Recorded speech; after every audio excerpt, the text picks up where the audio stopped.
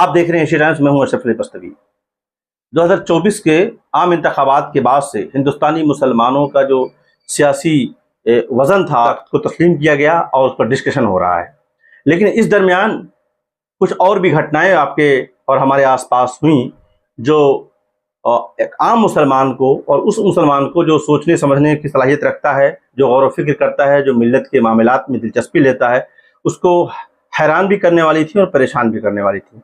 इस दरमियान मालूम यह हुआ, ऑल इंडिया मुस्लिम मजलिस मशावरत जो हिंदुस्तानी मुसलमानों के जो समाजी सियासी जो मसाइल हैं उनको लेकर के जो बनाई गई थी, उनके हल के लिए, उन पर बात करने के लिए, उस पर मुशावरत के लिए, उसका एक और डिवीज़न हुआ, एक और बंटवारा हुआ और एक all India Muslim Majlis Mushawarat registered आई सामने। और उसके बाद वो अपना अलग काम कर रही है और ऑल इंडिया मुस्लिम मजलिस मशावरत जो काम कर रही थी वो अलग काम कर रही है। जब ये खबर आम होने लगी तो उस वक्त ऑल इंडिया मुस्लिम मजलिस मशावरत जिसका एक प्रेस कॉन्फ्रेंस बुलाई और उसमें जो उनके जो अध्यक्ष हैं, जो प्रेसिडेंट हैं, एडवोकेट फिरोज़ अंसारी, उन्होंने आकर के उस नई मुशावरत को, जो रजिस्टर्ड बॉडी है जिसका कहना है कि वो all India Muslim Majlis Mushawarat registered है, उसको उन्होंने चैलेंज किया और ये कहा कि वो तमाम लोग फर्जी हैं और वो फर्जी मुशावरत है और असल मुशावरत हम हैं। और फिर उन्होंने अपनी डिटेल प्रेस कॉन्फ्रेंस की, मीडिया को बुलाया, उस पर उन्होंने बात की। आज all India Muslim Majlis Mushawarat registered के प्रेस कॉन्फ्रेंस से लौटा हूँ जो होटल रिवरव्यू अबुल फजल एनक्लेव में हुई है, जिसको एड्रेस किया है ऑल इंडिया मुस्लिम मजलिस मशावरत के रजिस्टर्ड के अध्यक्ष डॉक्टर ज़फ़र उस्मान खान साहब ने। और उन्होंने इस मौके पर हिंदुस्तान में इस वक्त जो हालात हैं सियासी और समाजी, उन तमाम इशूज़ को लेकर के, मुसलमानों को जिस तरह के मसाइल हैं उस पर लेकर के सबसे पहले तो उन्होंने बात की और बहुत डिटेल में उन्होंने गुफ्तगू की और तशवीश का इजहार किया और उस पर काम करने की बात की। साथ ही उन्होंने इस मौके पर अपनी जो रजिस्टर्ड बॉडी है, अपनी जो all India Muslim Majlis Mushawarat registered है, उसकी टीम का ऐलान किया। मैंने डॉक्टर साहब से कुछ सवालात किए हैं, वो सवालात जो एक आम हिंदुस्तानी के सवालात हो सकते हैं मुशावरत के सदर से, हमने ये जानने की कोशिश की है कि उन्होंने मुशावरत क्यों बनाई और इस वक्त मुशावरत में कौन लोग उनके साथ हैं और कितनी तंजीमें उनके साथ काम कर रही हैं, तो और आने का जो फ्यूचर प्लान उनका क्या है और वो कैसे कहते हैं कि ये जो उनके पास जो तंजीम है वो असल है और जो पहले जो मुशावरत जो जिसका ऑफिस यहाँ पर है पहले से कायम है, जिसके वो कभी सदर रहे थे 2 टर्म तक, वो अब जो है असल मुशावरत ये कह सकते हैं कि नहीं है। तो ये मेरा जवाब। डॉक्टर साहब, एक उन्होंने एक सवाल पूछा था, वही मेरा भी सवाल था कि मुशावरत के साथ इनफरादी तौर पर आपने बताया कि 135 मेंबर्स हैं, तंजीमों का वफाक है, तंजीमें कितनी हैं, कौन कौन है? इस वक्त पहले जो मुशावरत से तंजीमें जुड़ी हुई थी, इस वक्त 2 के अलावा सब हमारे साथ जुड़ी हुई।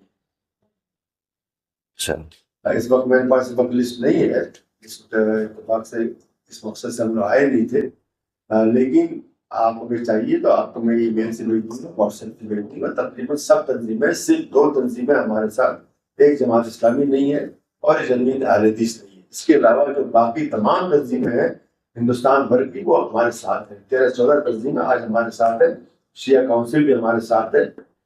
तो ये समझना कि हमारे साथ कोई नहीं है ये गलत है, बल्कि अक्सर तंजीमें हमारे साथ हैं, चाहे वो हिंदुस्तान की, मतलब दिल्ली की हो, हैदराबाद की हो, लखनऊ की हो, साउथ इंडिया के हो, आपके मुंबई की हो, वगैरह वगैरह जो है जो तंजीमें पहले भी थी वो सब तकरीबन हमारे साथ है।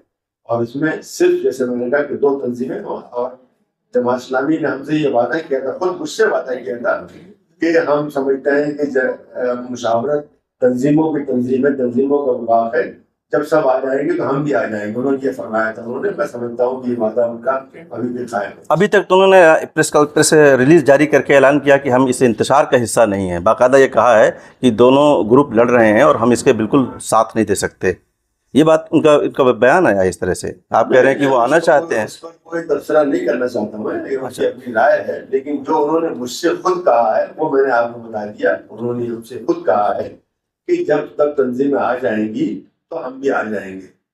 तो मैं उसी को मानता हूँ जो उन्होंने खुद हमसे कहा है, जो उनके अमीर जमात ने मुझसे कहा है इसलिए कि जो दूसरी जो ग्रुप जो भी 12 है, एक तो वो गैर रजिस्टर्ड है, गैर कानूनी एक तरह से, और वो कुछ काम भी नहीं कर रहे। वो तो कह रहे थे कि सारे डॉक्यूमेंट उनके पास हैं, रजिस्ट्रेशन के, मर्जर के डॉक्यूमेंट हैं कि मर्ज कर दी गई थी, और आप कह रहे हैं कि वो गैर रजिस्टर्ड हैं, वो ओरिजिनल नहीं है, असल आप हैं। तो आप उसके तो सदर भी रहे हैं एक ज़माने में, उस गैर रजिस्टर्ड के। रजिस्ट्रेशन का कागज अगर आपके पास आ जाए तो क्या बिल्डिंग आपको हो जाती है? जी, आप मुझे बताएं, जी, अगर किसी बिल्डिंग का रजिस्ट्रेशन का कागज, वो इसलिए है कि मैं वहां पे सदर था, तो मैं सब कागजात वहां छोड़ करके आया था, तो उसमें उनको मिली। लेकिन आज जो है रजिस्ट्रार ऑफ सोसाइटीज जो है, वहां से हमने सारे कागज निकलवाए हैं और एटेस्टेड कागजात निकलवाए हैं, वो तो हमारा नाम उसके अंदर है। जो कागज कहीं तो हुआ करे, लेकिन जो असल जो रजिस्टर्ड है वो हम ही है, और बार बार हमने तहकीक कर ली रजिस्ट्रार से, हम ही है वो। तो ये मसला जो है, कोई किसी के पास कागज, उससे क्या होता है, कोई समझ लिए इत्तेफाक कहीं रखा हुआ तो इमारत किसके हिस्से में, इमारत पर आप कब जा रहे हैं फिर बैठने के लिए? नहीं, हम बिलावजा के झगड़े नहीं चाहते हैं। असल में हम चाहते हैं कि हमारा काम होगा तो लोग उसको पढ़ेंगे। इमारत बिल्डिंग नहीं होनी चाहिए। आज खिलाफत कमेटी के नाम से कलकत्ता में भी बिल्डिंग है और बम्बई में बिल्डिंग है। क्या खिलाफत को शिकायत हो गई उससे? बिल्डिंग से कुछ नहीं होता है, काम से होता है। काम दूसरा काम करेंगे तो हमको लोग बचाएंगे।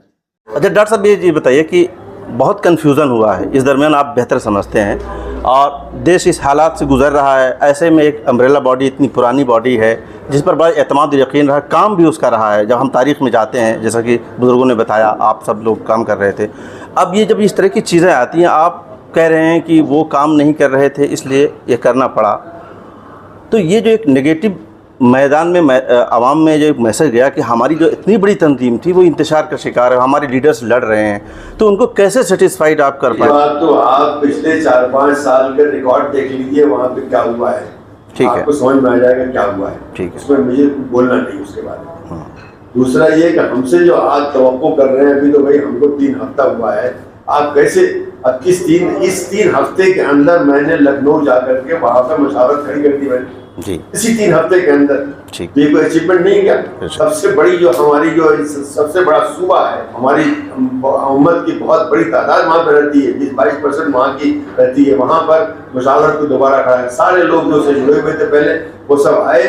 उसमें आप वहाँ पे कमेटी बनाई गई, जिसमें के प्रोफेसर सलमान साहब उसके सरपरस्त हैं और अरशद आजमी साहब उसके कन्वीनर हैं, और 3 महीने के अंदर वो लोग वहाँ पे इलेक्शन करके मुशावरत खड़ा कर देंगे। सबसे आम जो आपका सूबा है वहाँ पर मुशावरत दोबारा 3 हफ्ते के अंदर हमने ये काम कर दिया। तो इंशाल्लाह और जगहों पर भी मुझे दावत आ रही है, वो मुस्तकिल फोन आ रहे हैं, आप कब हमारे यहाँ आ रहे हैं, कब आप जो है, कब आप भोपाल आ रहे हैं, कब आप दिल्ली मुंबई आ रहे हैं, कब आप लखनऊ कलकत्ता आ रहे हैं। अभी इसी 3 हफ्ते के अंदर आ रहा है। तो इंशाल्लाह हम जाएंगे और उन सब जगहों पर हम उसको फ़ाल करेंगे, उसको एक्टिव करेंगे, और यही असल काम है। अगर हम वहाँ पे करने लगे, बोलने लगे, कुछ करने लगे, कुछ मुजाहरे करने लगे, कुछ हमें पिटीशन देने लगे, कुछ प्रेस कॉन्फ्रेंस करने लगे, यही तो हमारा काम है। तो ये एक पूरा मामला है जिसको लेकर के आज प्रेस कॉन्फ्रेंस हुई है। बहुत सारे मीडिया पर्सन वहाँ मौजूद थे, और तमाम जिम्मेदारों ने अपनी अपनी जो नए जिम्मेदार जो चुने गए हैं उनको बाकायदा उन्होंने इंट्रोड्यूस किया। बाद में